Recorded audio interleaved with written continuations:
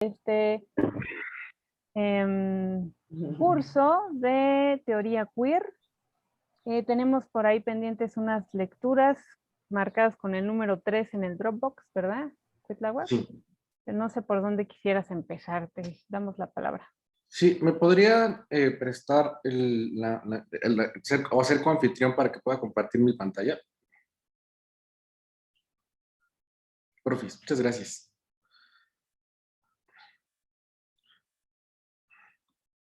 Pues bien, para la sesión de hoy les había recomendado echarle un ojo a dos textos que son bastante atípicos en general respecto de lo que se asume como teoría queer. De hecho, ni siquiera estoy seguro que puedan entrar por entero, o en todo caso, confirmarían la no regla de que la teoría queer es muy heterotópica y que de hecho tendría que desmarcarse con fuerza de la academia.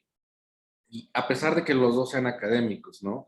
Tanto Paul Preciado como Paco Vidarte, los dos son, si no me equivoco, españoles. No estoy seguro si Paul Preciado es español, pero creo que sí, ¿no? Como lleva muchos años en París, ya no estaba seguro si era de por allá. Y pues bueno, son dos textos que me parecen importantes porque hablan mucho más desde una dimensión testimonial, sí atravesado por elementos de construcción y de conocimiento profundo, a mi parecer, de la teoría, ¿no? No solamente de teoría feminista, sino de teoría queer, de teoría política, incluso de filosofía contemporánea, ¿no? Particularmente filosofía francesa. Paul Preciado, y aparte hay una cosa que me gusta en ambos, ¿no? Son unos muy singulares herederos, por decir, si cabe hablar de herederos de Derrida, porque Derrida de alguna forma es una especie de cisma. En el mismo pensamiento francés contemporáneo es un cisma, la deconstrucción. O sea, es algo que de hecho ni siquiera quiere pensarse como filosofía, sino como los márgenes mismos y las grietas del pensamiento filosófico. Y en la deconstrucción hay una impronta fuertísima de la cuestión escritural. Y no solamente respecto de lo que entendemos por textos en un sentido como tradicional, como un libro, como algo impreso, como algo escrito. O sea, no solamente es el lenguaje hablado, fonado y gráfico, sino que implicaría también una dimensión de inscripcionalidad, o sea, de cómo se va escribiendo la ley sobre la ley del lenguaje, la ley del mundo, la ley de las significaciones en los cuerpos y también de alguna forma en la dimensión psíquica y afectiva, a pesar de que todos estos problemas Derrida los va a abordar para abrirlos, o sea, para pensarlos desde sus propias puestas en abismo, a partir de un análisis de cómo están conformados con otros conceptos, ¿no? Pensemos, por ejemplo, quiero señalar esto muy rápido porque me parece importante. Creo que en la influencia de Derrida en ambos es crucial y por eso lo quiero abordar aunque sea rapidito. Eh, una de las cosas que hace la deconstrucción es abordar un concepto, pensar principalmente cuáles son sus relaciones con otros conceptos, con otras ideas, y desarticular la idea de naturalidad en su correspondencia o en su relación. Por ejemplo, pensemos que en Occidente existe esta idea de que hay la mente o el alma por un lado y por otro lado el cuerpo. Y pensamos que esta dicotomía es una forma como de oposición, de contrarios, pero al mismo tiempo complementarios. Y que ahí donde pensamos alma, no queremos decir cuerpo, y cuando decimos cuerpo no queremos decir alma. Pero de alguna forma parecería que los conceptos están vinculados. En vez de abordarlo de esa forma como naturalizada, lo que suele hacer Derrida es separarlos y abordar cada uno de ellos en su complejidad, ¿no? En sus diferentes relaciones con su problemática, de dónde viene, dónde está insertado, cómo circula, e incluso ver las mismas diferencias que caben en el mismo concepto, ¿no? Hace ese tipo de cosas con con muchos problemas y temas fundamentales de la filosofía, ¿no? Me parece increíble lo que suele hacer Derrida, por ejemplo, con el perdón. Pero bueno, quería señalar eso porque de hecho Paco Vidarte es uno de los principales traductores de Derrida al castellano, y de hecho hizo una tesis de Derrida, sobre Derrida, en la que Derrida fue su parte de su comité de sínodo, ¿no? O sea, estuvo ahí defendiendo una tesis sobre Derrida frente a Derrida mismo, lo cual se me hace un despliegue de valentía y de audacia, ¿no? Como de, ¿estás seguro que yo dije eso? ¿No? Algo sería como brutal, ¿no?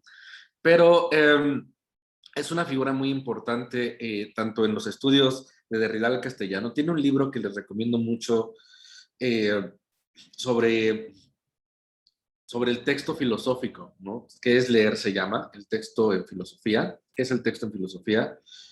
Y es muy como instructivo, ¿no? De alguna forma es muy claro y aborda autores difíciles como Heidegger, como Gadamer, como Foucault, como Derrida, como Deleuze y Guattari, etcétera. Pero también tiene un trabajo muy importante en los movimientos queers. Y de hecho, este libro que se llama Ética Marica, él formó parte del otro que habíamos visto, del otro compendio anterior, que vimos la sesión pasada.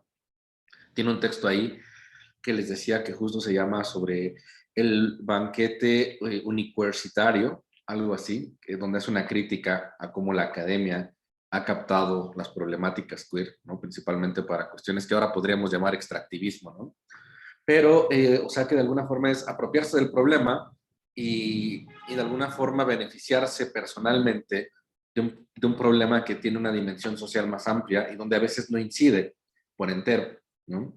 Entonces, eso es un académico muy brillante, con una trayectoria muy sólida y aparte muy trágico en parte, porque muere a los 37 años. O sea, papá, cuidarte ya murió. Y de hecho, este libro que leímos para hoy, que es Ética Marica, lo escribe en 3 semanas, pero con apuntes que tenía desde 10 años antes aproximadamente, y estaba destinado a hacer un trabajo sobre homografías, o sea, que tendría que ver justo como la escritura o la inscripcionalidad específica de las identidades vinculadas con lo homosexual o con lo marica. Pero yo creo que es interesante como él mismo señala que de hecho ese proyecto de alguna forma está en el texto, pero como algo incompleto.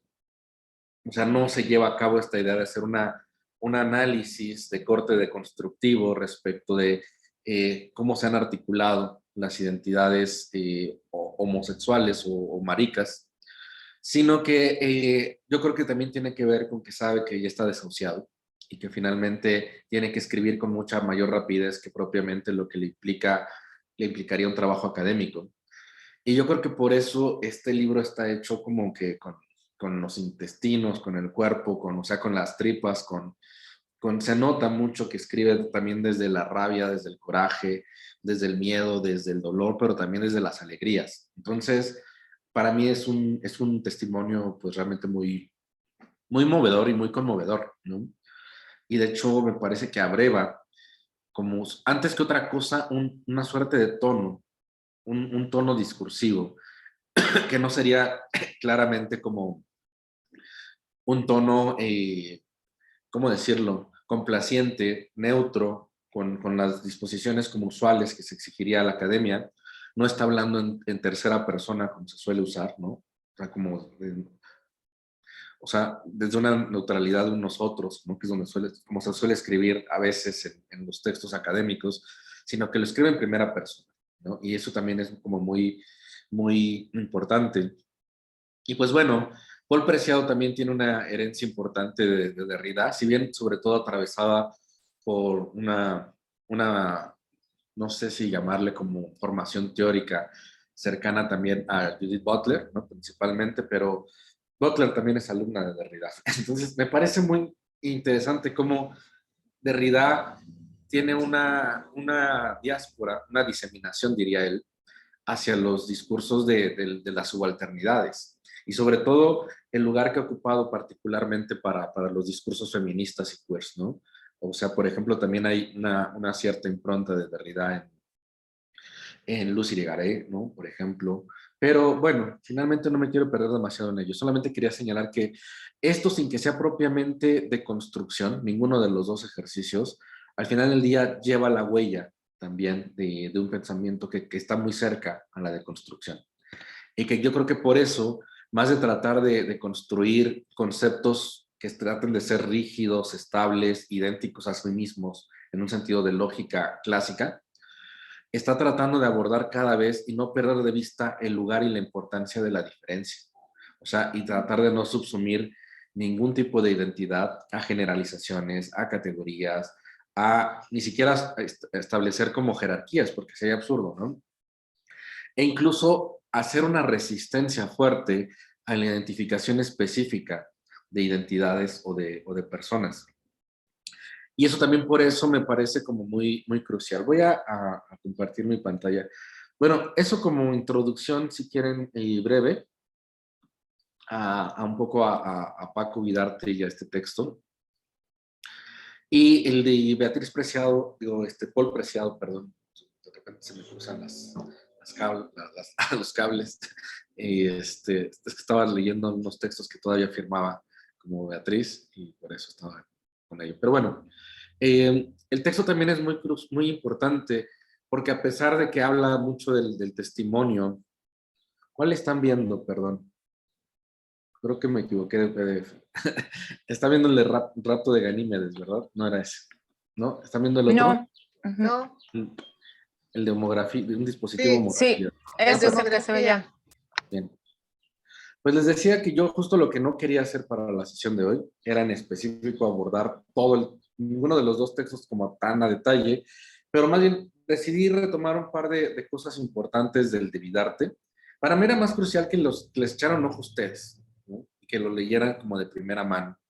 O sea, de hecho, son textos que se pueden conseguir fácilmente en internet, o sea que si a lo mejor no han podido acceder a la carpeta, pues claro que le pueden escribir al EPEC para que los compartamos, pero si no los encuentran súper fácil.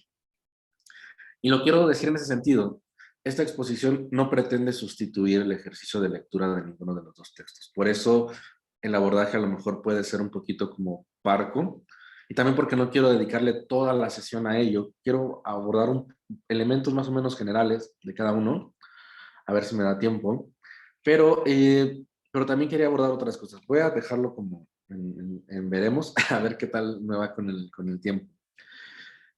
Esta es la parte en la que justo Derrida dice, escribe en primera persona desde una situación subjetiva, ¿no? Y no quiere hablar en nombre de otros maricas, ¿no? Nos señala allí, ¿no? Dice mucho menos en nombre de las lesbianas, de los transexuales, porque estoy convencido de que no se nos puede meter a todos en un mismo saco, ya que nuestras situaciones de opresión y discriminación social son muy diferentes, ¿no? Y dice que de alguna forma trata de emplazarlo en esta idea de ética marica, en un sentido de ética mucho más pensado como, yo creo que en cercanía al modo griego de pensar la ética, es decir, como un hábitat, o sea, como un modo de estar en el mundo, más y como un cierto carácter, ¿no? Que son como las significaciones usuales de ethos, carácter, guarida, lugar donde se habita, pero al mismo tiempo como esta dimensión que singularizaría una cierta forma de vivir. Y tiene mucho más que ver ese sentido de la ética que propiamente como una serie de mandatos, ¿no? Como que estarían mucho más cerca de lo que identificamos como moral, ¿no? Entonces, la cuestión de ética, y también quiero como señalar que tiene esta idea de hacer como un registro de lo escritural de esa vida, tenía que ver justo con este título posible de homografías, ¿no? O sea, un registro de la escritura de esas vidas o de cómo es que esas vidas están inscritas en diferentes modelos de significación y en diferentes modelos también, ¿no? De exclusión, que es lo que está apuntando aquí también Vidarte. Pero me gusta también con lo que inicia, ¿no? Dice, esto no es un libro, es un interruptor. Es un dispositivo que corta la corriente y a la vez permite que algo se ponga en marcha, que algo se encienda.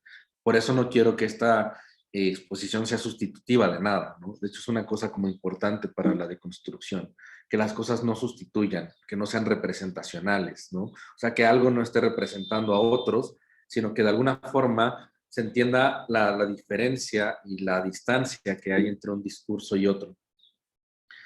Y por otro lado también dice estas cosas, ¿no? De que tiene una relación mala con este libro porque es una suerte de panfleto, una rabieta, ¿no? La necesidad de vomitar y que no tiene algo que ofrecer, que no tiene nada que proponer, que está vacío y que tampoco ve a nadie en ningún movimiento LGBT capaz de salvarlo, ¿no? En quien podamos depositar alguna esperanza, en quien delegar la gestión e invención de un futuro para las maricas, ¿no? Y aquí yo creo que hay una cosa que es como paradójica, porque si bien acaba de decir que no quiere hablar en nombre de los otros maricas, ni en nombre de las lesbianas, ni en nombre de los trans, al final del día él trata de utilizar la palabra maricas o este término justo como un término que englobe, pero que no pierda las diferencias. O sea, que arrastre, justo como el término queer, ese hiato, ¿no? de indecidibilidad que está ahí en juego. O sea, el hecho de que queer pueda ser rarito, pueda ser puta, pueda ser muchos de los términos que vimos en la sesión anterior, ¿no? Pero además de eso, o sea, de señalar que las maricas serían de alguna forma también las bolleras o que también serían las trans, etcétera, eh, está diciendo que no quiere una dimensión salvífica, ¿no? O sea, que no se juegue en una política mesiánica. Y yo creo que eso es lo que marca también una distancia fuerte respecto del movimiento LGBTQ+, ¿no? O sea, que trataría de llevar una agenda mucho más del lado de los derechos civiles, de derechos de, pues sí, principalmente eh, una inclusión de estas diversidades en cierta normativa social. Y acá, en vez de simplemente incluir lo otro o aquello que está pensado como lo marginal o lo outsider en el centro, trata de sostener esa misma condición periférica. O sea, no que sean excluidos, o sea, también de alguna forma gestionar y responder a la exclusión, pero no incorporarse al centro, sostener este carácter marginal, no necesariamente como por una versión romántica, ¿no? Una versión como narcisista.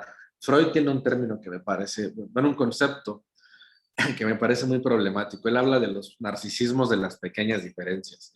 Y o sea, que tendría que ver, por ejemplo, con el tipo de orgullo que puede tener una etnia o una comunidad, ¿no? Para desmarcarse de la masa y decir, es que ustedes no son como nosotros, no tienen esta parte, y Freud lo llama así, ¿no? El narcisismo de las pequeñas diferencias. Pero lo traigo a colación porque esto mismo lo han utilizado recientemente, sobre todo psicoanalistas conservadores, ¿no? Como para decir, hay una disposición narcisista respecto de las posiciones feministas, respecto de las posiciones queer, respecto de las posiciones de cualquier cosa que no sea la norma, ¿no? Entonces, esta idea de sostener el margen y al mismo tiempo de no disparar o no de no situar una política hacia un ámbito mesiánico, o sea, un ámbito de salvación, quiere decir que pues al final del día no es un proyecto que pueda manejarse con agendas, sino que de hecho tiene que ser inmanente a su propio despliegue. O sea, es una cosa como que también yo creo que tiene mucha herencia de la teoría filosófica del siglo XX. Estoy pensando particularmente en lo que piensa Benjamin respecto del mesianismo, Walter Benjamin, y que de alguna forma obliga a pensar que lo político no solamente tiene que ver con un futuro o con un porvenir que venga a reivindicar o que venga a darle sitio, que venga a reivindicar las muertes, que venga a reivindicar el dolor, que venga a reivindicar o a darle como una justificación a todas las injusticias acometidas contra ciertas poblaciones o en el despliegue de la historia, para que ese futuro, ¿no? Revolucionario, etcétera, pues sea algo a conseguir, ¿no? Algo como, pues, como esperado, como una dimensión salvífica, insisto. Pero entonces Benjamin trata de señalar que no se puede hacer solamente política para el futuro. La política tiene que ser sobre el presente también. O sea, y sostener esa tensión de que no quiere decir que no importe el futuro, sí importa, pero no puede sacrificarse el presente por todo por venir, ¿no? Y va a ser categorías y problemáticas que también para Derrida y para Vidarte están fuertes, ¿no? El porvenir no es lo que ya está señalado, el porvenir de alguna forma es lo incierto y el lugar asignado para aquello que no hemos esperado. O sea, eso se me hace mucho más interesante respecto de un mesianismo, ¿no? Es una dimensión mucho más cercana, si quieren, como a una dimensión, si quieren, estoy pensando en mística, pero no quiero decirlo, o sea, quería como sostener ese no decir la imposibilidad de lo místico, que al final del día tampoco es lo que se puede esperar, ¿no?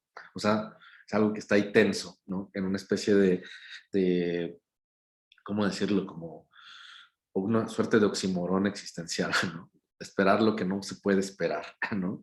Entonces, bueno, dice que no quiere hacer un tratado como destinado hacia los universitarios, ¿no? O sea, solamente hacia los ámbitos universitarios, lo cual me parece muy importante y creo que habla mucho del tipo de lenguaje que está utilizando Vidarte. Si ustedes checan sus estudios sobre Derrida, van a ver que su precisión terminológica y su conocimiento de la filosofía es de verdad admirable para alguien que pudo traducir a Derrida tan joven, que tuvo una impronta tan fuerte en la deconstrucción y de hecho no solamente en el pensamiento sobre Derrida, sobre Foucault, sobre Heidegger, sobre muchísimos filósofos. Y insisto, alguien que muere a los 37 años y que tenga todo ese trabajo detrás y que haya sido una de las figuras más prominentes de la Academia Española, que decida no hablarle a los filósofos ni a los académicos, sino hablar pues de alguna forma a quien sea que esté ahí destinado de manera incierta para este libro, de alguna forma como no está dirigido a las masas, no está dirigido solamente a la comunidad LGBTQ+, de alguna forma no está dirigido tampoco hacia nadie. O sea, es una especie de libro soltado ahí a donde se pueda, pero también tratando de hacer que esta ética marica no sea mesiánica, sostenga el margen y hable de la diferencia mucho más que propiamente de una generalización, ¿no? Y mucho más que una serie de identidades ya consabidas o encontradas, ¿no? Y básicamente dice esta cosa, ¿no? También dice, ¿qué es ser marica, no? Somos diferentes, tenemos algo que nos haga especiales.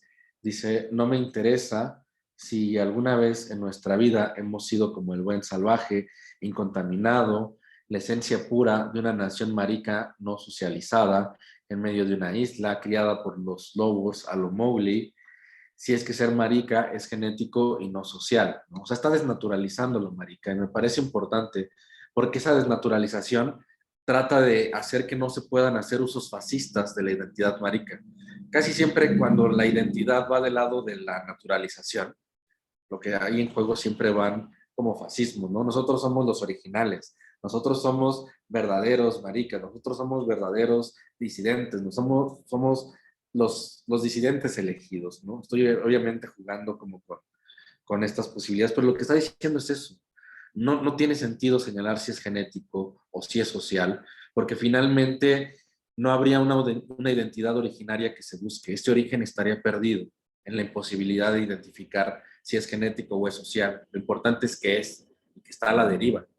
Y eso me parece como crucial, ¿no? Dice, lo que sí está claro es que desde pequeñitos jugamos en dos ligas y habitamos el mundo de modo perverso y escindido, más o menos esquizofrénico, creando estrategias de socialización, supervivencia, negociación, ocultamiento, disimulo, visibilidad, política muy peculiares y absolutamente innovadoras que cada cual se tiene que inventar individualmente en la soledad de la infancia, pero que somos capaces de reactivar y aprovechar colectivamente.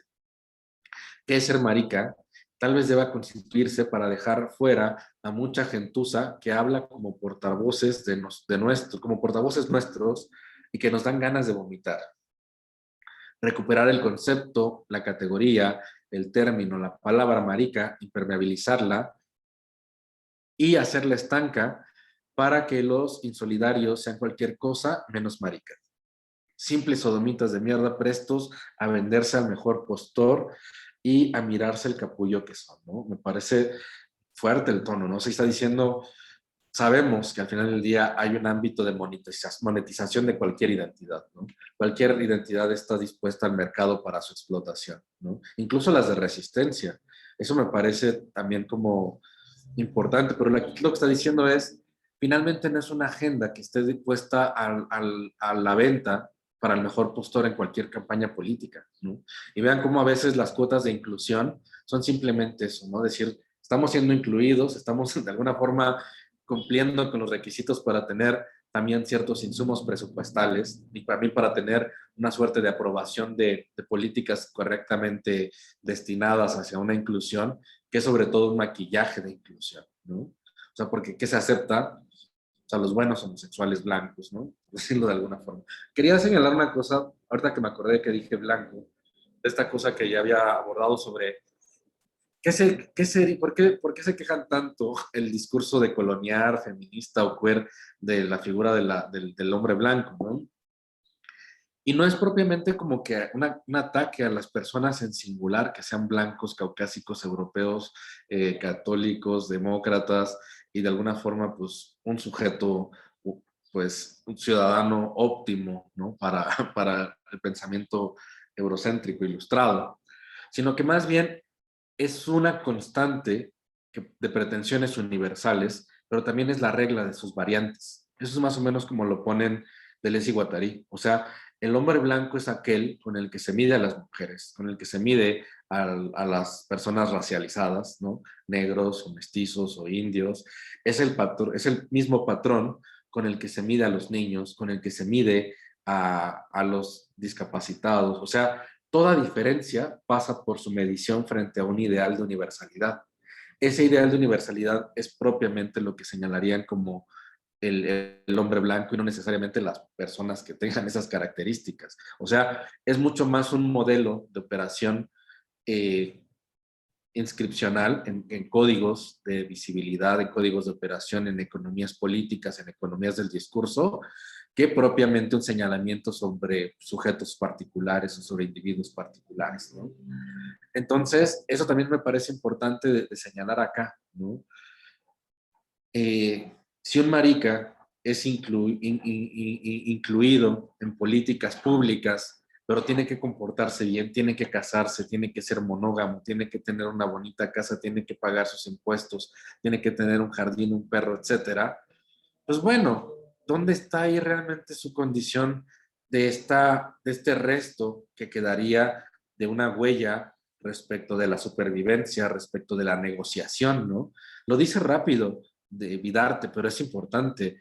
En la experiencia de todas en general yo pienso que de todas las vivencias, pero de alguna forma también hay como una importancia ahí fuerte de todas estas personas que caben o que son que pueden estar dentro de la o bueno, más bien fuera en las periferias sexuales, tienen justo un registro de esa supervivencia, ¿no? De lo que tuvieron que negociar para poder sobrevivir, ¿no? Cómo vestirse, cómo hablar, cómo no hablar, ¿no? Frente a quién, cuestiones de ocultamiento, etcétera. Perdonen. Es que me llamaron, pero bueno, ya me interrumpí. Solo que no me suena, voy a ponerlo en avión. Ya. Y pues bueno, eso también me parece importante, ¿no? Ya mucho más adelante en el texto, Vidarte habla de la desunión, ¿no? Como fuerza. Y yo creo que tiene que ver principalmente con esto, ¿no? Con que el hecho de que haya una conglomeración de experiencias en las que todas hay una huella de esa disidencia, de esa exclusión, de esa segregación, o incluso a lo mejor del conflicto emocional, afectivo, simbólico también, ¿no? Porque a veces no se podía acceder ni siquiera a una posibilidad de decir, ok, soy esto. Entonces, no solamente es afectivo, también tiene una dimensión como en términos de la significación. Todas esas diferencias unidas no se pueden volver algo homólogo, no se pueden volver algo homogéneo. Por eso aquí no está diciendo como de cada quien por su lado, sino de si se juntan, no es para homologarse, es para sostener las diferencias. Eso me parece fundamental, ¿no? O sea, entender lo que acaba de decir, ¿no? No tienen las mismas experiencias de exclusión un marica, una lesbiana, una persona trans. O sea, en cada una de ellas hay economías distintas respecto de muchas cosas, ¿no? Respecto de la identidad, respecto del sexo, respecto del placer, respecto de muchas cosas, ¿no? Y pues finalmente, esto, insisto, ya como un resumen muy breve y parco, ya les decía, de lo que está pensando Vidarte, esta idea de que el marica es finalmente algo imposible, ¿no? O sea, no se puede ser un buen marica. O sea, no tendría sentido ser un buen marica. O sea, finalmente, por otro lado, también está abierto a su diáspora, está abierto a su propia indefinición, ¿no? Abierto a su propio cuestionamiento, no ya desde los otros, sino abierto a su propio deseo, ¿no? Una suerte como de deriva. Eso me parece como fundamental, ¿no? Creo que una de las cosas que a mí me gustan mucho del pensamiento de derridiano en particular, ¿no? Pero también en general del pensamiento francés contemporáneo, es que la identidad es más que algo que se busque, es una suerte de punto de partida, que de hecho, conforme uno va pensándola, más que cimentarla, de hecho, uno la va disolviendo. O sea, y bueno, cierta proximidad particularmente a la ontología heideggeriana, ¿no? Estoy pensando en el hecho de que el lugar, la destinerrancia, diría Derrida, de las identidades es una suerte de vacío, una suerte de abismo, una suerte de desierto, ¿no? Una desertación, una diserción, ¿no? Entonces, eso, eso respecto de la cuestión sobre lo marica, con Vidarte.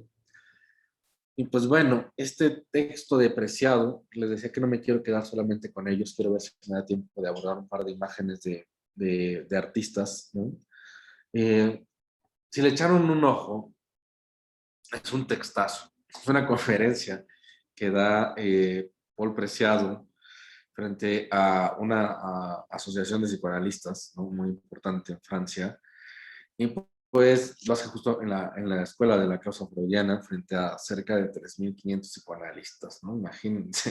O sea, ahí está ahí Paul Preciado sosteniendo un discurso, ¿no? La versión que subí es una versión ya extendida y comentada y como ya revisada de lo que hace Paul Preciado en la conferencia, ¿no?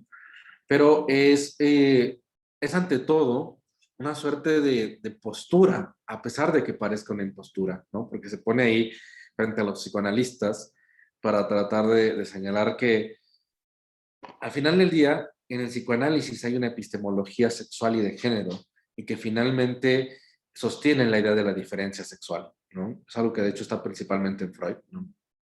Una suerte de destinación psíquica para los hombres y otra distinta para las mujeres, ¿no? O sea, y que implicaría estructuras y mecanismos totalmente dispares y totalmente desiguales, tanto en lo que les permiten a unos como en lo que les restringen a otras. Pero, pues bueno, a ver si me da tiempo de abordar esto, ¿no? Es una suerte de alusión a un texto kafkiano. De hecho, Kafka tiene un cuento que se llama Informe para una academia, en la que un simio cuenta la historia de cómo fue expropiado, expatriado, ¿no?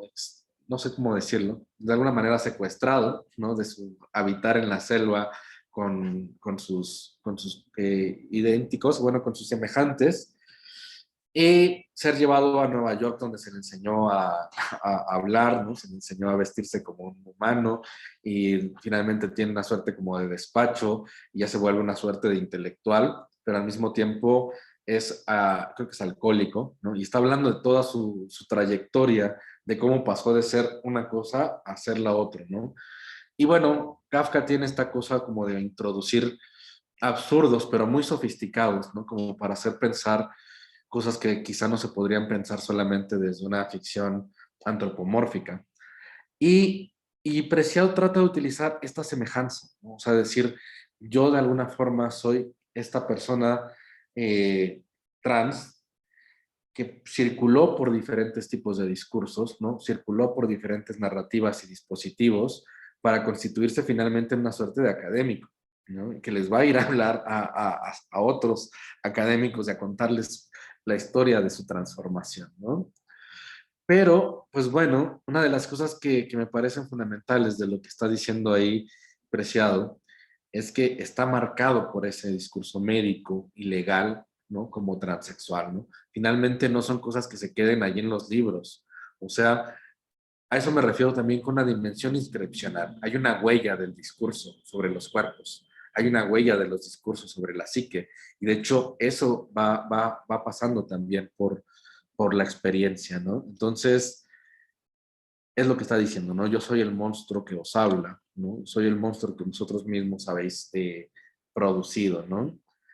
Y va a señalar estas cosas, ¿no? Va a decir, yo como cuerpo trans, como cuerpo de género no binario, al que ni la medicina, ni la ley, ni el psicoanálisis reconocen el derecho, palabra, ni posibilidad de producir discurso o una forma de conocimiento sobre sí mismo, he aprendido como el simio Pedro el Rojo, el lenguaje del patriarcado colonial, he aprendido a hablar su lenguaje, el lenguaje de Freud, de Lacan, y estoy aquí para dirigirme a ustedes de alguna forma en ese lenguaje, ¿no? O sea, me parece muy, muy interesante lo que está diciendo Preciado.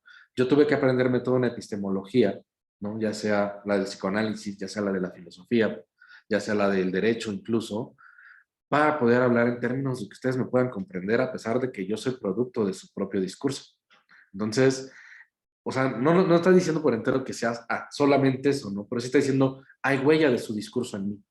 Yo soy ese monstruo que ustedes identificaron como monstruo, como un sujeto imposible, como un sujeto patológico, como un sujeto criminal, ¿no? Como un sujeto de estudio, además. Entonces, eh, está abordando todas estas cuestiones, ¿no? Dice, finalmente más le valdría haber organizado un encuentro sobre hombres heterosexuales blancos y burgueses en el psicoanálisis, porque esto lo dice en un marco de mujeres en el psicoanálisis, ¿no? Aparte, lo invitan, siendo que ya hizo la transición, para que vaya y hable del lugar de las mujeres en el psicoanálisis, ¿no? Lo cual me recuerda a todos estos despliegues de estupidez, no hay otra forma de decirlo, ¿no? Como cuando se juntan expertos a hablar del embarazo, a hablar del aborto, ¿no? A hablar de los derechos de las mujeres y solamente son una bola de tipos, ¿no? Entonces, es chistoso en este caso, ¿no? Que le inviten a Paul a hablar de las mujeres, ¿no? Sí tiene una experiencia y al final del día sí va a decir que conoce la huella y la destinación a la que están como orientadas la vida de las mujeres, también la vida de las lesbianas y la vida de las personas trans, ¿no? Tanto en ese sentido como no binarios, ya como una cosa un poquito más identificada con lo masculino, que es donde está en este momento. Esta conferencia es de hace 2 años, ¿no? Va a cumplir apenas 2 años, es de un año y medio, es como de finales del 2019. Pero aquí me parece muy interesante esto que dicen, ¿no? Finalmente se dan cuenta siempre lo que se discute en las academias, lo que se discute siempre en los coloquios es el lugar de las etnias, el lugar de las mujeres, el lugar de los negros, el lugar de las alteridades. Nadie habla, no, yo no he visto ningún coloquio que se llame hombres heterosexuales, blancos y burgueses en el psicoanálisis, que es lo que siempre hay, además, ¿no? Sería interesante que eso fuera no solamente el ámbito pues convocado, sino el tema a discutir, ¿no? Porque hay gente que se resiste a ser discutida. Y eso es algo que quiero aprovechar para comentar aquí, ¿no? Pareciera que cualquier heterosexual puede tener comentarios y una opinión sobre cualquier otra identidad, pero uno no puede hacer un comentario sobre la heterosexualidad porque entonces es homofobia inversa, dirían, ¿no? Heterofobia. Me da risa, perdón. Me parecen una serie de ridículos, tanto lo del racismo inverso como lo de la heterofobia, por Dios. Pero bueno, finalmente dice esta serie de cosas también, ¿no? Dice que dispone de un pasaporte ya, de alguna forma. Es interesante porque Preciado no deja de lado el lugar privilegiado que tiene en estas posibilidades de discursar y también de alguna forma, tanto como académico, como también de alguna forma como activista o incluso a lo mejor como gestor o curador de arte, ¿no?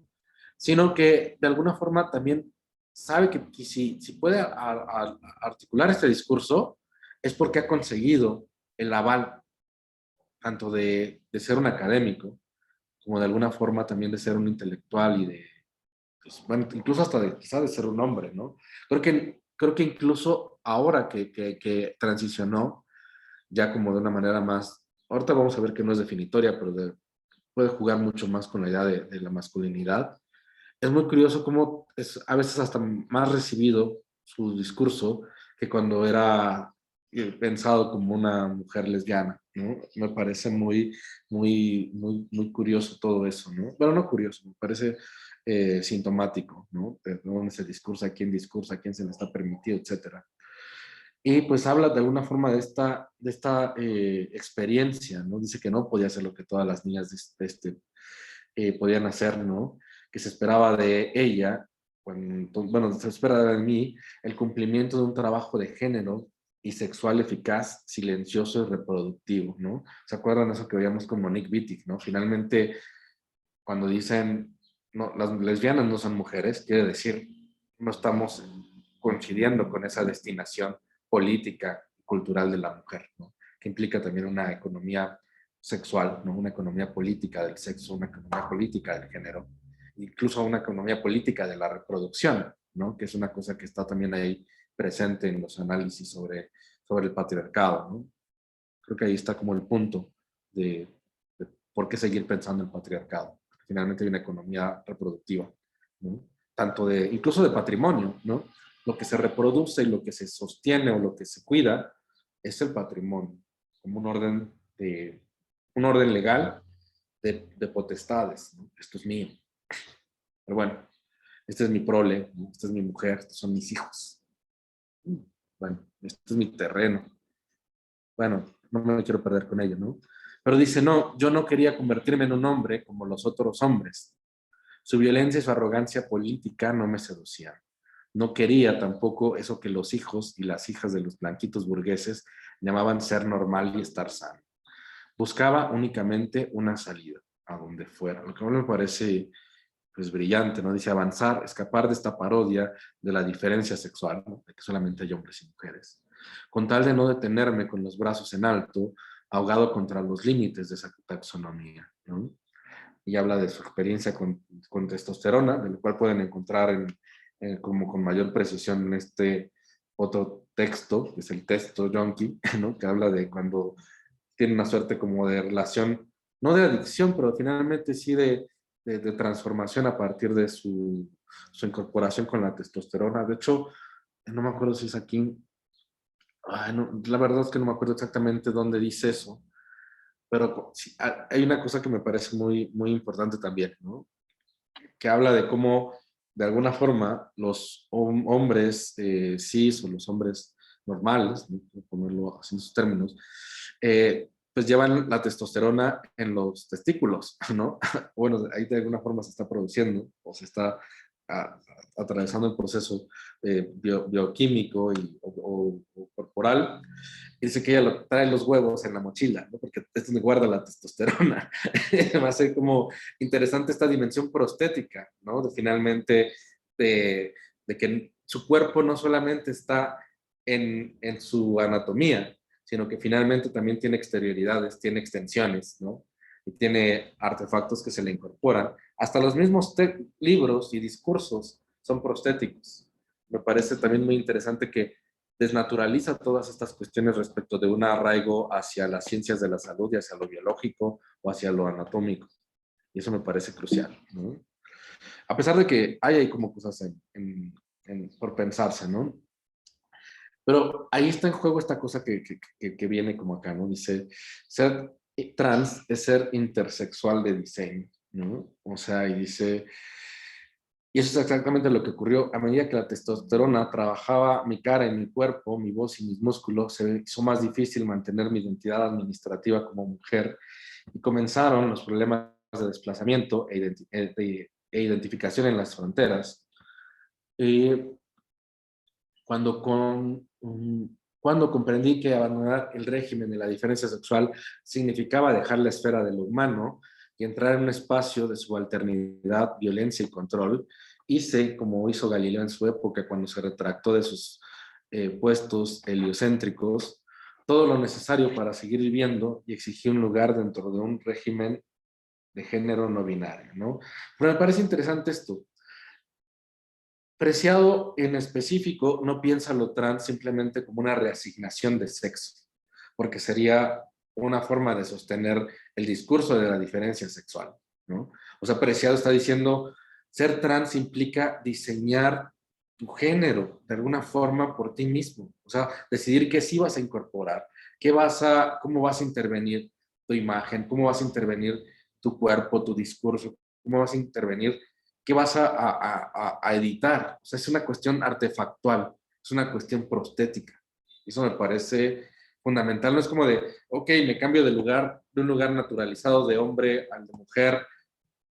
Pues no, al final del día, siendo consecuente con esta crítica a la diferencia sexual, piensa también en una destinación de género artefactual, podríamos decirlo, ¿no? O sea, prostética. Me parece eso fundamental. No son identidades naturales. Y eso me parece importante también como un discurso de resistencia al discurso biologicista, ¿no? Sobre todo cuando están estas personas ahí de, la biología lo contradice. Está bien, qué bueno que la biología tenga muchas cosas por decir al respecto. Finalmente también tiene muchas cosas por decir sobre la diferencia. Y la intersexualidad es una categoría súper problemática, porque de hecho implica una anatomopolítica, que es lo que cabe en medio de todas estas variantes entre lo que no es anatómicamente un hombre y una mujer en su sentido pues tradicional, ¿no? Pues intersexuales dirían ellos. En este caso, la biología perdería la posibilidad, o más bien renuncia a la obligación de pensar cada una de estas cosas, tratando de meterlas todas en una categorización, ¿no?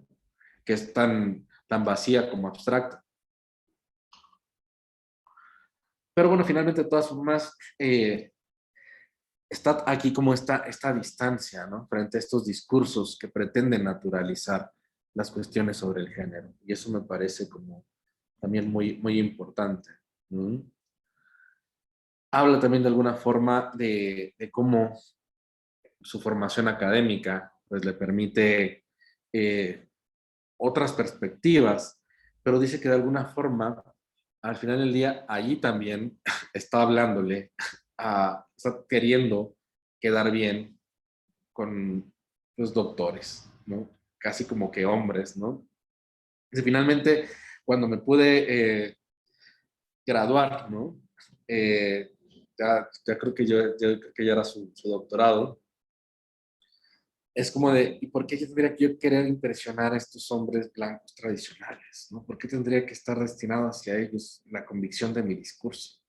Y eso me parece crucial, tanto de los dos discursos, del de Preciado como del de Vidarte. Y si cambiamos el foco de estar discutiendo con especialistas hacia abrir el diálogo a donde se ha recibido, ¿no? Y no solamente tratar de convencer al especialista, porque eso sostendría la dinámica y la circulación del poder, ¿no? Del poder discursivo en este caso, que solamente los especialistas puedan hablar. Me parece como importante, ¿no? Para políticas testimoniales, ¿no? Y esta cosa de fabricarse, ¿no? Dice, y así hice, como dice, de mi cuerpo y de mi mente. No quiero ver la hora, disculpen, para ver si dice, de mi cuerpo y de mi mente, de mi supuesta monstruosidad, de mi deseo y de mi transición, un espectáculo público. Allí estaba de nuevo la salida, ¿no? Se volvía a escapar. También de mis domesticadores médicos que se parecían mucho a ustedes, queridos académicos del psicoanálisis. Digamos que no tenía otra opción, siempre asumiendo que no se trataba de elegir la libertad, sino de fabricarla. Eso me parece fundamental, ¿no? O sea, pareciera que escoges ser hombre o escoges ser mujer, pero si no escoges, eso no existe. O sea, tienes que fabricarte la salida, no es que esté allí. Eso me parece interesantísimo también. Crucial. La verdad es que a mí este texto me parece muy conmovedor. Las veces que lo leo termino llorando, pero no de tristeza, sino me conmueve de alegría también lo que dice Vidarte, digo, lo que dice Preciado, ¿no? Dice, detrás de las máscaras de la feminidad y de la masculinidad dominantes, detrás de la heterosexualidad normativa, se ocultaban múltiples formas de resistencia y de desviación. Eso me parece también padre, cómo le está poniendo otro tono a la idea de desviación, ¿no? Si el desviado había sido el patológico o el criminal, bueno, el enfermo o el criminal, la desviación aquí aparece justo como el salirse de una ruta predestinada hacia una diferencia sexual naturalizada con una economía política que ya sabemos identificar, ¿no? Entonces, desviarse, ser un desviado, finalmente implica no sostener ese régimen y me parece importante también. Y dice, ¿quién tiene identidad? ¿No? Y eso está también padre porque es una de las cosas que están muy en juego y creo que es importante ver cómo la teoría queer usa la cuestión de la identidad no para matizarla, sino para problematizarla y casi que dinamitarla. O sea, me parece fundamental eso. O sea, creo que por eso le decía a Mario, la cuestión de la bandera LGBT me causa un poco de escorzor ahí. Entiendo y hay cosas en las que coincido, me gusta también, o sea, la dimensión política y civil de esas luchas, pero también hay que entender que si es una cajonera, no simplemente es cuestión de escoger el cajón que te toca, ¿no? Tendría que ser otra cosa. Dice, ¿por qué están ustedes convencidos de que solo los subalternos tenemos identidad, ¿no? ¿Por qué están ustedes convencidos que solo los musulmanes, los migrantes, solo los maricas amanerados, solo los negros tienen identidad? Y ustedes los normales, los hegemónicos, los psicoanalistas blanquitos de la burguesía, los binarios, los patriarco-coloniales, no tienen ustedes identidad. No hay identidad más esclerotizada y rígida que su identidad invisible, ¿no? Su identidad ligera y anónima es el privilegio de la norma de género, sexual y racial. Todos tenemos identidad, o mejor dicho, nadie tiene identidad. Esto que les decía hace rato, ¿no? De cuando se hagan los congresos sobre psicoanalistas blancos heterosexuales, ¿no? Como tema de discusión, va a verse que al final del día no es un universal, no es un punto neutro, no es una natural, no es una normalidad. Finalmente también es un ámbito pues restringido, o sea que tiene sus límites y contornos. Y además esto también tiene su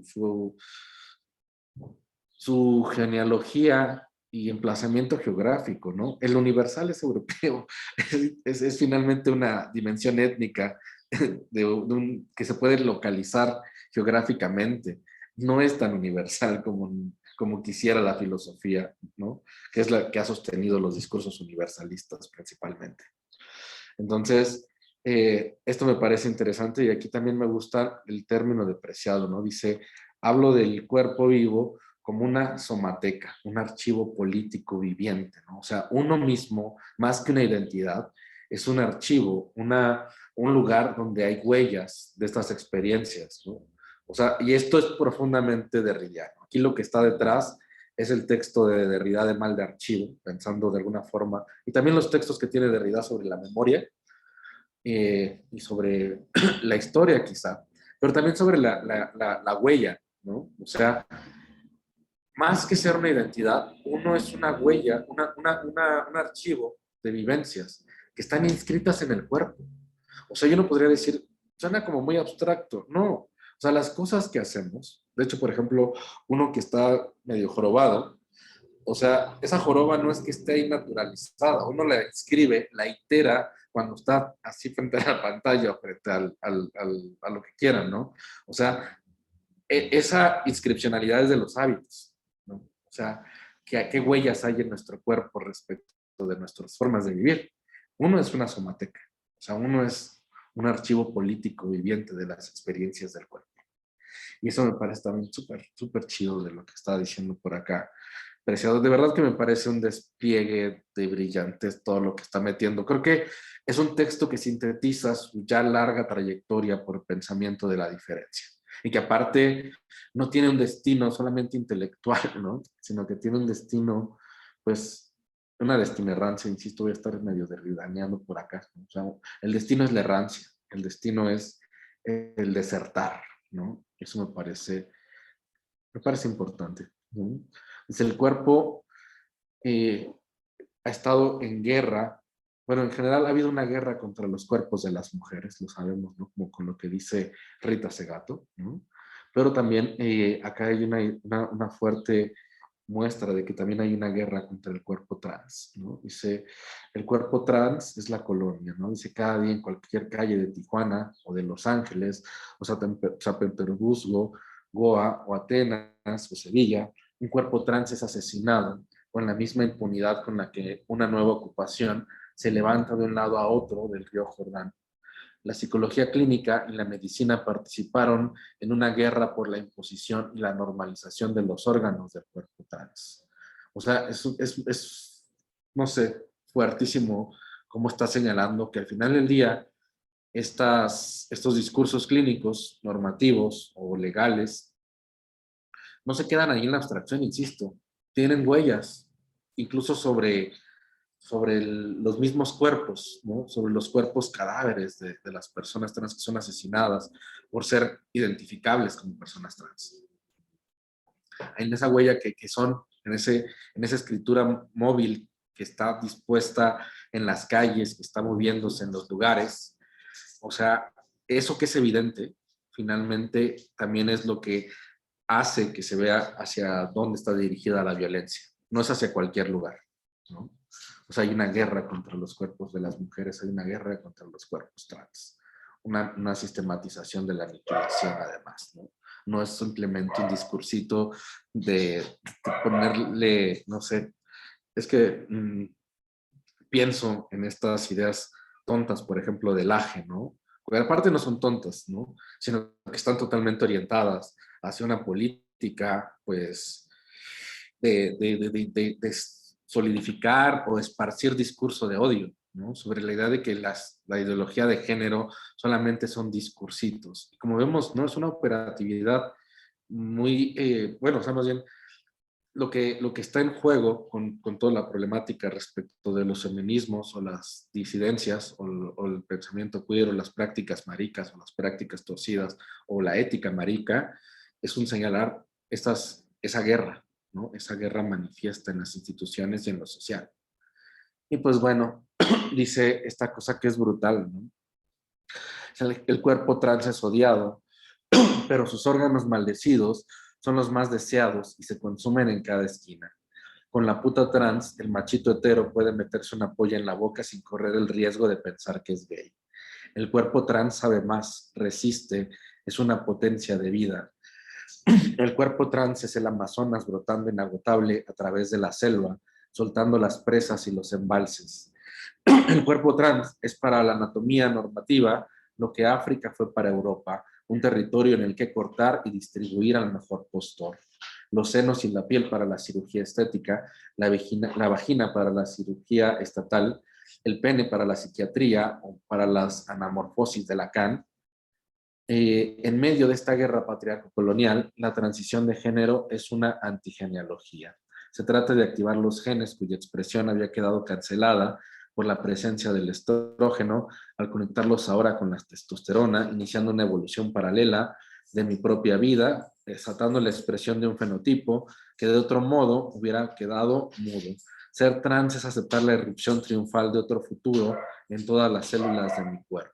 Me parece también, no sé si esta analogía entre lo trans y el Amazonas sea tan fructífera, pero creo que se entiende, ¿no? Es un territorio explotado, es un territorio de deseo, pero al mismo tiempo conjurado, ¿no? O sea, como de eso que no debe de permitirse que crezca más y que solamente debe ser utilizado para los fines del fetiche o para los fines de la mercancía, que están cercanísimos, ¿no? Fetiche y mercancía son categorías que están ahí como con fuerza desde el pensamiento marxista. Y aparte también tiene una dimensión libidinal, ¿no? La cuestión sobre el fetiche, pensando en su importancia en el psicoanálisis. Y dice estas otras cosas también, ¿no? Sobre tecnochamanismo. Insisto que me parece que el texto es realmente muy, muy rico en la versión ya depurada y editada. Dice, cuando es aceptada como un proceso de tecnochamanismo, o sea, es chamanismo, pero no es un chamanismo naturalizado, sino vinculado con las teorías cyborg, ¿no? Cyborg, perdón, por ejemplo, de Donna Haraway, ¿no? Que hablarán también sobre todo esta cosa que ya comentaba hace rato, ¿no? De la dimensión artefactual y de la dimensión prostética del cuerpo creado, diseñado, intervenido, ¿no? Escrito y, bueno, dice, esta cosa me parece también muy bonita. Dice, cuando es aceptada como un proceso de tecnochamanismo, activado por la presencia del lenguaje y de la testosterona, la experiencia trans desata un torbellino de códigos políticos y culturales vivos que no reconocen la diferencia entre ayer y hoy, femenino y masculino, vivo y muerto. Soy la niña que corre por un pueblo de Cantabria y sube los cerezos arañándose las piernas. Soy el chico que duerme en el establo con las vacas. Soy la vaca que sube la montaña y se esconde de toda mirada humana.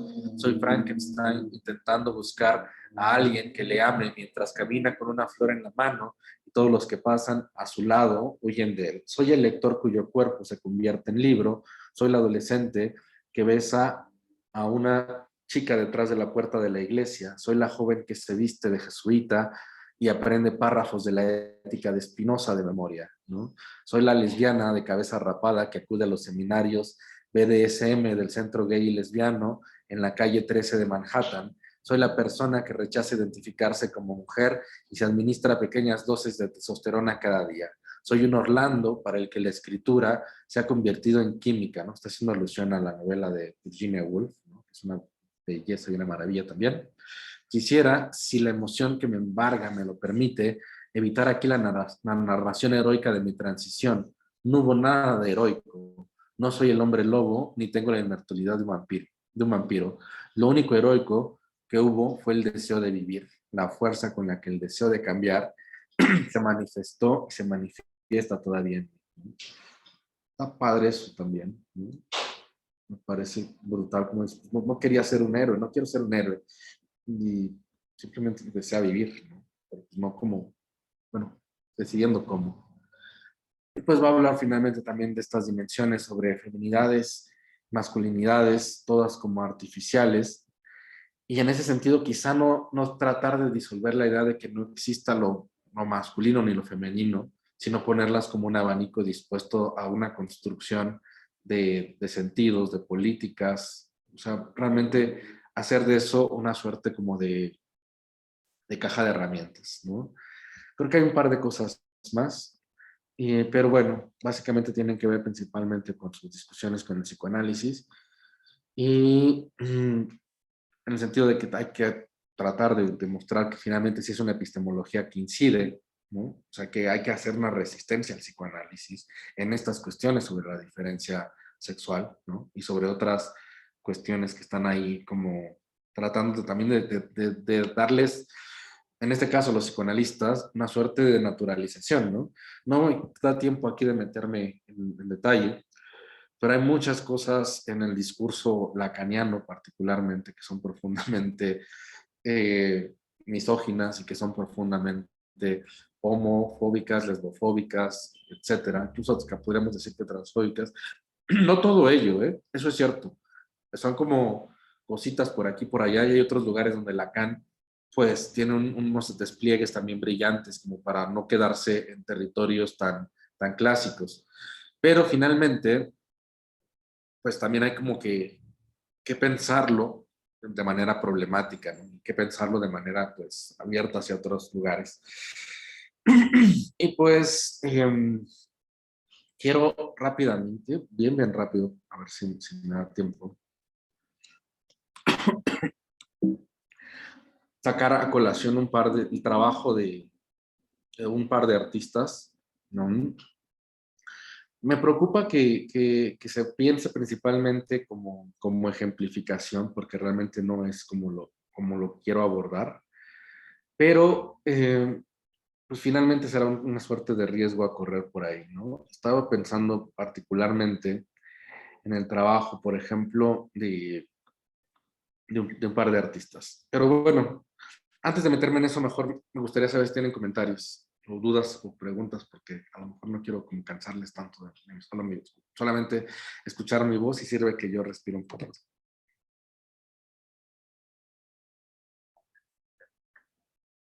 ¿Qué piensan?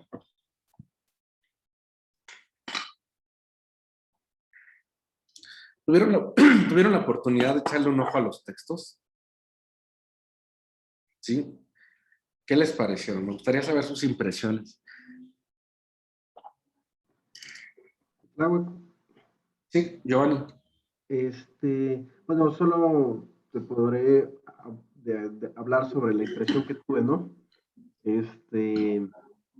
Eh, Cuando leí esta parte que tú también ahorita la has retomado, que dice, he abandonado o he salido, abandonado, dice, me parece, la esfera de lo humano, ¿no? A mí se me hace muy fuerte, ¿no? O sea, es tremendo porque comúnmente pensamos que lo humano es, digámoslo de esta manera tan ingenua, ¿no? Lo humano a veces es como lo genuinamente correspondiente a uno, ¿no?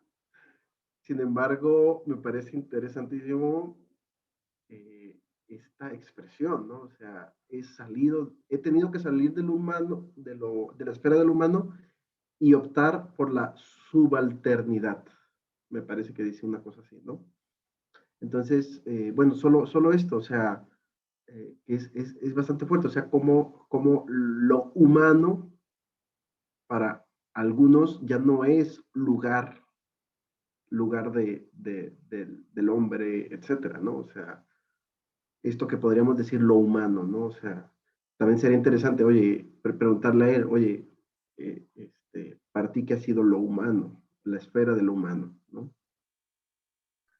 Yo creo que, no sé, no podría asegurar eso, pero sospecho, por lo que está en juego en ese párrafo en específico, que lo que tiene de trasfondo son las políticas de los devenires de Deleuze y Guattari.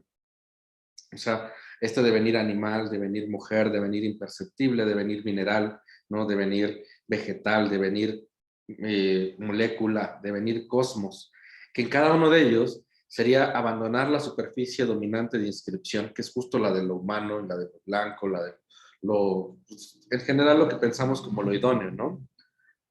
Este universal, ¿no? Este constante, y hundirse en cada una de estas otras estratos de la vida para no vivirlas desde un pensamiento ilustrado o de pretensión ilustrada, ¿no? Vivirlas desde estos otros lugares.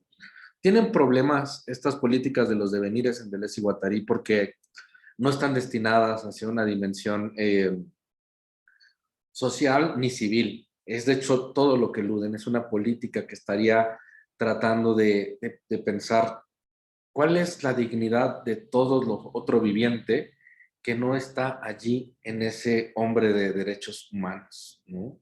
Uno podría decir, bueno, la problemática que a mí me parece más fuerte es que ellos lo pueden decir así porque están en Francia, están en París, ¿no? Con todos los privilegios que tienen cada uno como, como los hombres académicos que son, ¿no? Pues sí, de alguna forma pienso que puede llegar a romantizar algunas cosas, pero al final yo también creo que hay una cuestión problemática que no se puede pues simplemente despejar para bien o para mal. Estaría más allá del bien y del mal, pero no porque lo supere, sino porque no llega a ese estrato que sería moral, ¿no? Que sería propiamente civilizatorio. Pero la pregunta de fondo que me gusta, y qué bueno que lo retomas, es esa. ¿Qué dignidad tiene todo eso otro que no quiere ser un hombre? O sea, ahí también hay una dignidad de lo viviente que se resiste a llegar a esta dimensión antropocéntrica, ¿no? El antropocentrismo también es parte del cáncer del mundo. Y ya no hablemos del pensamiento humano. O sea, no solamente somos eso, ¿no? No solamente tenemos estos distintivos antropomórficos ni antropocéntricos, también tenemos vínculos con la animalidad, también tenemos vínculos con las plantas, también tenemos una vida, no sé, que no está cercada solamente por la unidad de la conciencia. No solamente somos sujetos de raciocinio, somos también otras vivencias, ¿no? Y eso se me hace padre porque verlo así implica otras políticas, ¿no? También no te vas a vincular igual con los animales, ¿no? No solamente me refiero a, entonces no te los comas, ¿no? Porque al final ya también tiene mucho que ver con narcisismos del discurso, sino entender, pues, que los animales se vinculan de muchas formas entre sí, ¿no? A veces con crueldad, a veces con cariño, a veces con... O sea, hay no se están cuestionando. No quiero decir que sean ingenuos, para nada. Tampoco quiero decir que sepamos exactamente lo que es un animal, pero quiero decir, tienen una vida también muy compleja y están al margen de este ámbito, pues, antropomórfico, ¿no? Culturalista. O sea, uno puede ver a los animales tomar decisiones, ¿no? Y sobre todo si conviven con ellos, creo que uno aprende a verse a sí mismo de otra forma de la convivencia que tienes con animales. Pero lo mismo con las plantas, con lo mineral, por eso me parece, yo creo que sí está esta cosa como de lesguatariana y espinociana también, ¿no? De hay otros modos de la sustancia. ¿Qué más? Yo creo que saben que me voy a esperar con las imágenes para la siguiente sesión, porque no quiero desviar lo que está en juego en los textos. ¿Les parece bien? Para no saturar. Adelante, Lina, por favor. Cuando yo leí lo de Vidarte, a ver, yo trataba de descubrir, o porque es un defecto de uno, encasillar o tratar de descubrir exactamente qué es lo que quería decir con las palabras que ponía. Bueno, tú explicaste un poco de la palabra ética, ética marica, o sea, qué es lo que significaba ética. De repente él habla de lo que es ser marica y en otras páginas dice otra cosa que vendría a ser como no una contradicción, sino que otra mirada, otra visión. Entonces yo estaba tratando de entender cómo poder expresarle a otras personas lo que es ser marica. No sé si me explico, o sea, yo sé que es difícil porque no se puede categorizar, pero más o menos dar alguna pista. Y entonces me detuve en algo que me llamó la atención, pero que es el no ser marica, cuando habla de los insolidarios y habla de que sería un simple sodomita. Entonces pensé que ahí hay una unión, o sea, me pareció demasiado valioso la expresión que él la coloca como insolidario, pero porque sería como lo negativo y eso sería ser un simple sodomita. Por lo tanto, un marica tendría que tener una relación de solidaridad. Entonces mi pregunta es, ¿cómo se entiende o qué es la solidaridad? Muchas gracias por toda la observación. Me parece muy, muy brillante lo que ves allí, porque de alguna forma creo que yo no lo pude, de hecho no lo vi con la atención que tú lo viste, y me parece importante. Creo que está diciendo, entre otras cosas, algo, pongámoslo solamente como mi interpretación, no quiero hablar por Vidarte, ¿no? Pero cómo lo pienso, ¿no? Habría también maricas insolidarios, que podrían ser simplemente pues los sodomitas que les interesa sostener este régimen heteropatriarcal, ¿no? Y que a lo mejor uno podría decir, bueno, sí, pero de todas formas atravesaron el conflicto, de todas formas atravesaron la exclusión, de todas formas, o sea, hay una huella ahí de esta subalternidad. Sí, pero al final del día no hay una sola solidaridad con la disidencia, y más allá con la disidencia, con la exigencia de un lugar para estas otras formas de vivir que no están en los centros, ¿no? O sea, estoy pensando particularmente, no sé por qué siempre pienso en, en la clase política, quizás por sesgo, ¿no? Marxistoide, pero bueno, estoy pensando, ¿cuántos sodomitas no hay adscritos al poder, ¿no? O sea, que colaboran del Sí. sistema de opresión. O sea, ser sodomita no implica ser entero marica, en ese sentido. No Es que por implica... eso, disculpa, por eso pensé, es que dentro de mi idea, tratando de ordenar un poquito esto, pensé como característica de ser marica la solidaridad. Por eso lo vi en esa frase, que Sí, además tú lo mostraste ahora dentro de las láminas, aparece justamente eso. sí, sí, sí, sí. Y estaba pensando en eso, ¿no? La solidaridad es fundamental en lo marica, porque sostiene las diferencias, pero vincula. O sea, es lo que haría que, por ejemplo, no se homologue hacia un movimiento homosexual, hacia un movimiento lesbiano, hacia un movimiento trans, y que al mismo tiempo lo sostenga a todos. Es que además justo antes aparece eso de que no hay un mesianismo, nadie nos viene a salvar, entonces por eso me puse a pensar justamente en esa frase que aparece después. Sí, qué bueno que la sacaste a colación. Yo no la había visto con esa tensión, pero me parece importante porque la solidaridad en una dimensión ética, más que salvar, implica cohabitar. O Sí. sea, vivir juntos esta trayectoria, juntas, ¿no? Gracias. A ti.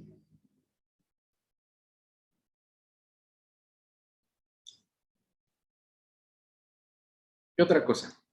Daniela. Tláhuac, híjole, yo siempre tengo mucho miedo de decir tonterías, pero bueno.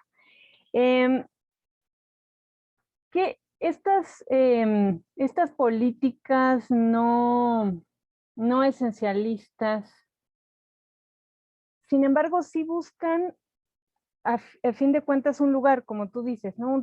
Cierto reconocimiento, o no. O sí buscan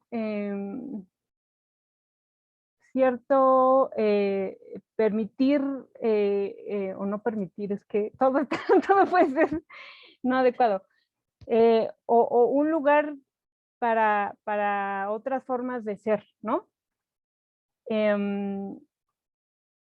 Pero eso al final también subvierte, digamos, o qué pasa cuando ya no eres el margen, si es que eso llegara a suceder, y te vuelves como también, ya hay reconocimiento, ya hay... Pienso, por ejemplo, lo que decías ahorita de la dignidad de estos otros los no humanos, ¿no? Y que eso también hay un discurso liberal que pretende también ampliar los derechos para estos otros ámbitos no humanos y que se convierte al final en un discurso también liberal. Pienso, a ver si no la riego, por ejemplo en Martha Nussbaum, ¿no? Que es muy, muy liberal su discurso. Entonces, es como, es más bien como una cuestión creo como estratégica de estar ahí haciendo pensar, ¿no? No sé si se busca incluso reconocimiento, y aquí ya me estoy contradiciendo, porque, claro, o sea, lo que me pasa a mí cuando yo me enfrento a estas propuestas es que creo que no es una cuestión solo de ciertas orientaciones o adscripciones o no adscripciones sexogenéricas, sino que es una cuestión que nos interpela a todos como parte de estos sistemas dialécticos binarios, ¿no? O sea, no es que yo me sienta como afuera, sino que digamos, como hetero, si se puede decir algo así. O sea, no es que me sienta como afuera, sino que, o sea, me siento interpelada por esto y también políticamente, ¿no? Entonces, por eso me pregunto, bueno, ¿cuál es como sí, o sea, políticamente como lo que se busca, si es que se puede decir algo? A lo mejor es un poco naive mi comentario. No, está bien. Insisto que hay mucho de realidad detrás de los dos y me parece importante. Normalmente asumimos que si hay centro, pues hay margen, insisto, complementarios, contrapuestos, ¿no? Pero que sostienen una lógica, ¿no? De correspondencia.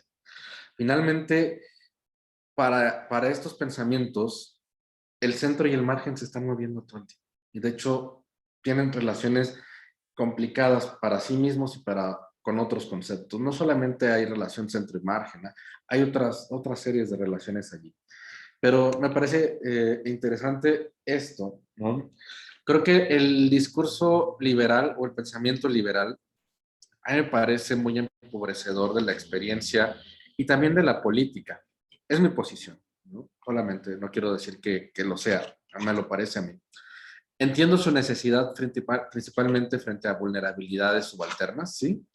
Pero también creo que está esta idea de que solamente en la legalidad, en la claridad de la identidad, en el derecho, hay la vida digna. Y me parece un recurso súper antropocéntrico. O sea, y aparte eurocéntrico, porque de alguna forma esto tiene un legado principalmente en las escuelas anglosajonas en específico, ¿no? También a lo mejor gringocéntrico, ¿no? El pensamiento liberal está muy fuerte en Estados Unidos, pero ahí hay una cosa que está en juego, que es la solidaridad. Y también en la solidaridad tiene que haber una pregunta por la inmunidad. De hecho, eso se lo piensa Derrida todo el tiempo. O sea, ¿cómo me abro al otro sin que eso me vulnere? Eso es lo que está pensando el liberalismo. Evitar todo dolor, evitar todo conflicto, evitar no sé, la injuria, evitar la ilegalidad, evitar básicamente todo aquello que está pensado como negativo. Y la cuestión sobre la inmunidad implica que si te abres al otro, eso es vulnerarte. El otro te puede ayudar, pero también te puede herir. Y eso para Derrida es fundamental en sus políticas de la migración. O sea, por ejemplo, ¿no? O sea, la solidaridad implica que estar en relación con el otro implica estar en vulnerabilidad con el otro. Y el liberalismo no quiere vulnerabilidad. O sea, me parece fundamental entender esto también porque las políticas nunca quieren abordar la cuestión sobre el dolor o la cuestión sobre el conflicto. Parece que solamente están orientadas hacia todo tiene que ser mejorado, todo tiene que ser óptimo, todo tiene que ser bienestar, como si la vida fuera solamente eso. Entonces, creo que una política de la diferencia tiene que implicar que estar con el otro significa también estar en vulnerabilidad con y ante el otro.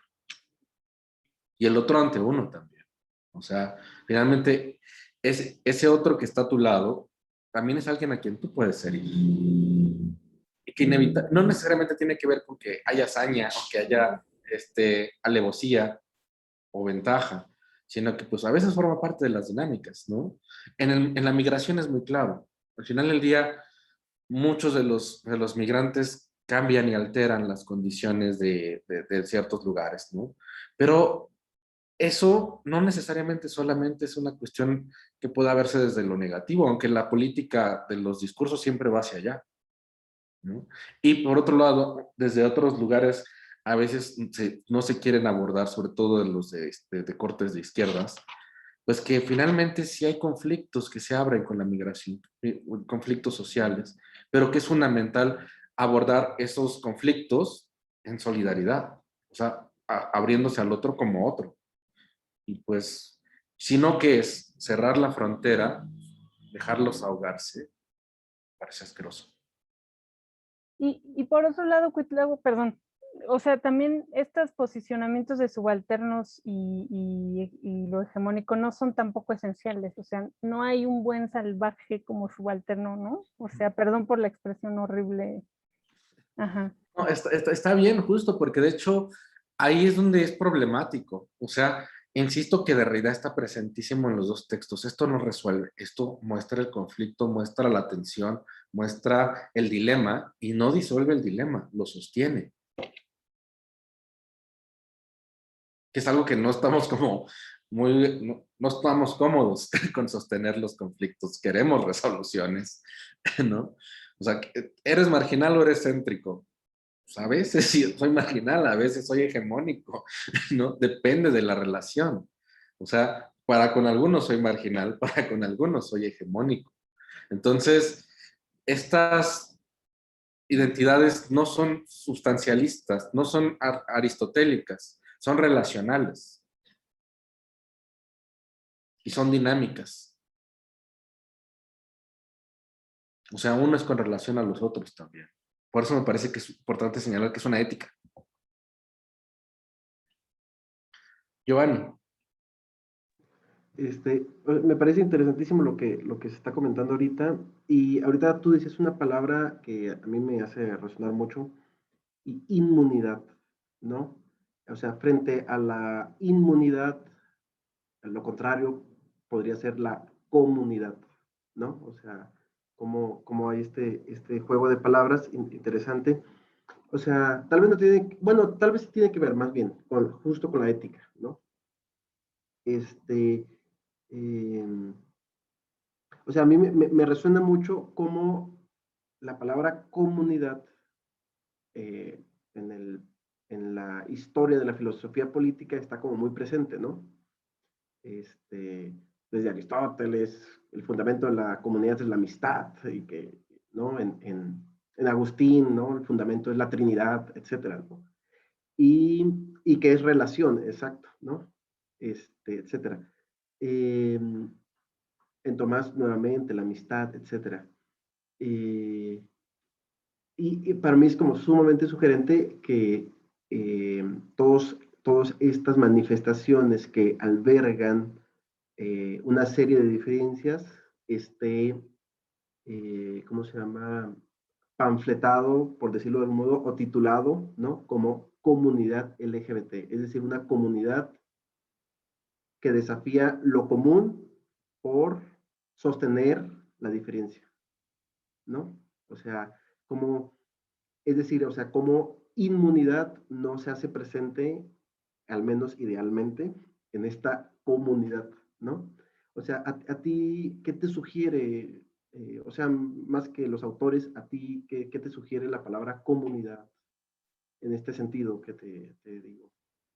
Pues mira, en realidad me has hecho pensar tú justo esto, no me quiero llevar el crédito. Realmente está padre, muy padre tu aporte, porque siempre que pensamos en comunidad, pareciera que la comunidad de nuevo homogeniza, ¿no?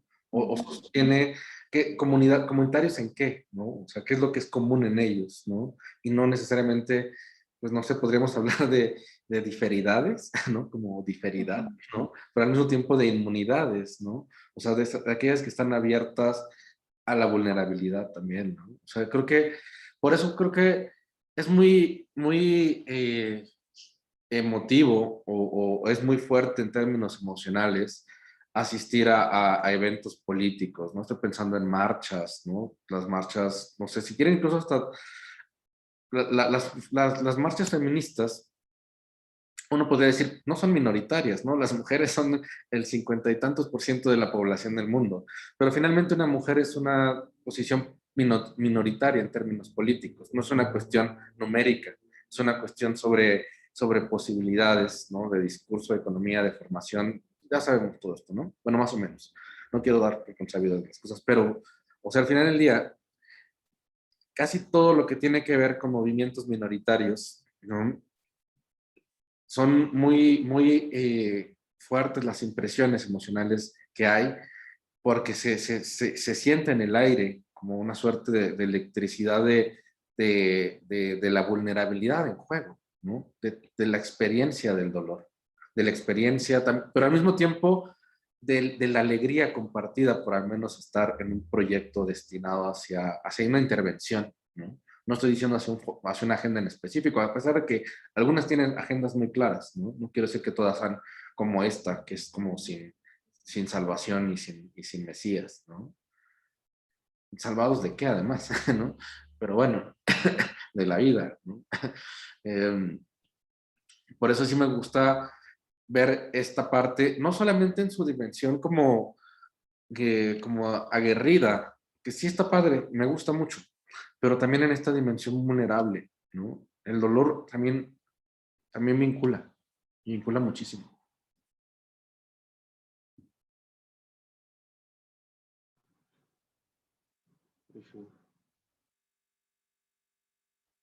No sé si hay otro comentario.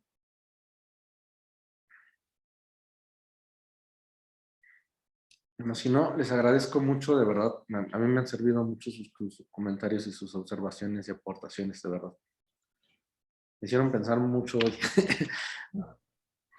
Muchas gracias, Cuitláhuac. Pues todavía nos queda la última sesión que seguro va a estar muy interesante, así como han estado estas. Y ahí seguramente también las cosas que se hayan quedado en el tintero o por ahí, inquietudes y comentarios, pues ahí todavía tenemos oportunidad. Sí, les voy a pasar exactamente qué hay que leer a través de Mario. ¿Está bien? Bueno, las Perfecto. sugerencias también son muchas otra vez, entonces escojan qué leer. Yo creo que Oye, perdón, ¿y nos puedes mandar el texto que dijiste de qué es leer? Es que lo busqué y no está bien. ¿Sí? lo subo al Gracias. Dropbox. Ok, gracias. Muchas gracias, Cuitláhuac. Nos vemos. Descansen. Buenas noches. Gracias, Bye. gracias, nos vemos. Buenas noches. Gracias. Chao. Adiós.